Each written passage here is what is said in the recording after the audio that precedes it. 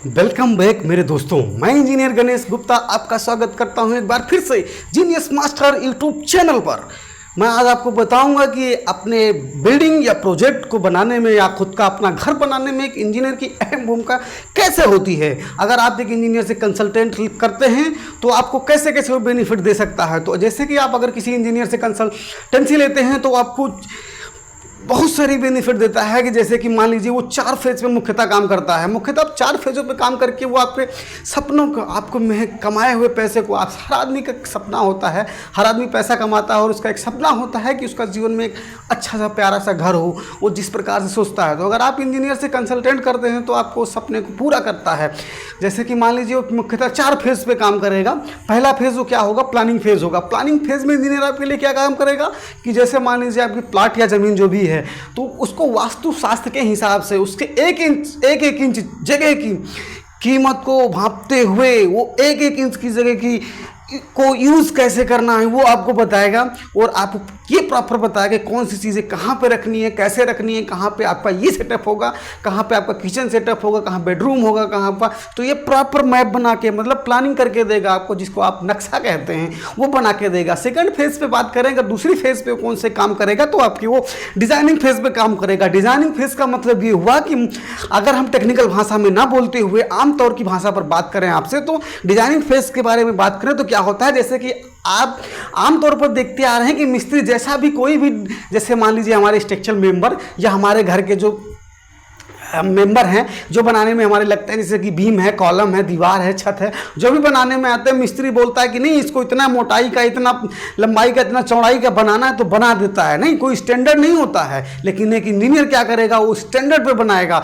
IS code, Indian standard code के हिसाब से कि आपका जो प्लाट है, आपकी जो ज़मीन है किस जोन में पड़ रहा है, वहाँ क्लाइमेटिक कंडीशन क्या है, उसको देखते हुए कितना लोड आ रहा है, किस कोने पर कौन सा लोड आ रहा है, किस बीम पर कितना लोड आ रहा है, किस दीवार पर कितना लोड आ रहा है, ये देखते हुए आपको डिजाइन करके देगा कि दीवार की मोटाई, छत की मोटाई और कॉलम की मोटाई, कॉलम की लंबाई, कॉलम की चौड़ाई, या मतलब हर एक कंपोनेंट जैसे दीवार, कॉलम, मेंबर, छत और फाउंडेशन कितना किसका डेप्थ होना चाहिए, कितना किसका लेंथ होना चाहिए, कितना किसकी विड्थ होनी चाहिए, ये आपको स्पेसिफिक डायमेंशन पे वो देगा। जिससे क्या होगा कि आपके मटेरियल की बचत होगी। और हमको और आप सबको पता है कि जितना मटेरियल जितने पैसे का आता है उसके 25 से 50% तो उसको एग्जीक्यूट करने में यानी उसको बनाने में लग जाता है। तो ये समझ लीजिए जब आपका मटेरियल बचेगा तो आपका लेबर चार्ज बचेगा, आपका मिस्त्री चार्ज बचेगा और आपका ट्रांसपोर्टेशन चार्ज बचेगा, आपका बहुत सारे चार्ज बचेंगे। तो आपके बहुत सारे कीमतों में घर के बनाने में जो कीमत लग रही है उस कीमत में गिरावट आ जाएगी।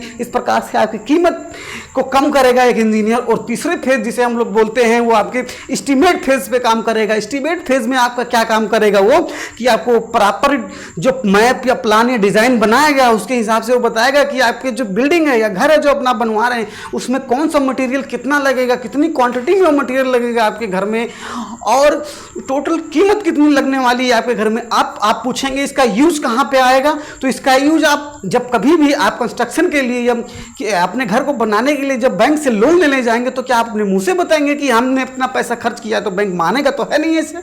तो क्या कहेगा क्या कि आप एस्टीमेट बनवा के लाए, तो वो एस्टीमेट आपको काम आएगा। वहाँ पर आप कभी जब लोन लेना चाहेंगे तो वो एस्टीमेट आपको काम आएगा वहाँ पर जो इंजीनियर द्वारा बनाया गया होगा कि आपके इस प्रोजेक्ट में इतना पैसा और इतना मटेरियल खर्चा हुआ है।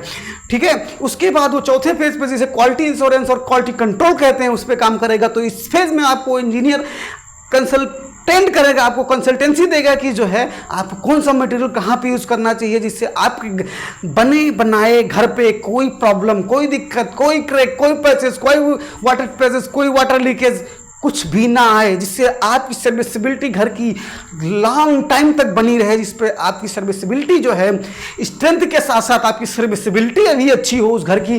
तो इस पे काम करेगा। आपको अच्छे मटेरियल, क्वालिटी मटेरियल की गुणवत्ता की जांच करते हुए, मटेरियल की गुणवत्ता की जांच करते हुए आपको ये बताएगा कौन सा मटेरियल कहाँ पे लगाना है और बहुत सारे मटेरियल के बारे में आपको बताएगा। मैं engineer Ganesh Gupta as a estimator, designer और प्लानर के रूप में आपके साथ जुड़ चुका हूं और मैं आपको अपना नंबर दे रहा हूं। अगर आपको किसी भी कंसल्टेंसी की ज़रूरत है, अगर आपने घर के लिए, अपने प्रोजेक्ट के लिए, अपने कंस्ट्रक्शन के लिए, तो आप हमें कॉल करके इस पर कंसल्टेंसी ले सकते हैं। एक ये मान के चलिए, अगर एक इंजीनियर आपसे 2,000, 2,500, 3,000, 5,000 रुपये तक चार्ज करता है, तो ये मान के चलिए वो आपकी 1,00,000 रुपये तक की बचत कर सकता है और आपकी उसी कॉस्ट में, कम किए हुए कॉस्ट में मजबूती और सर्विसिबिलिटी आपको बहुत से ज़्यादा से ज़्यादा देगा।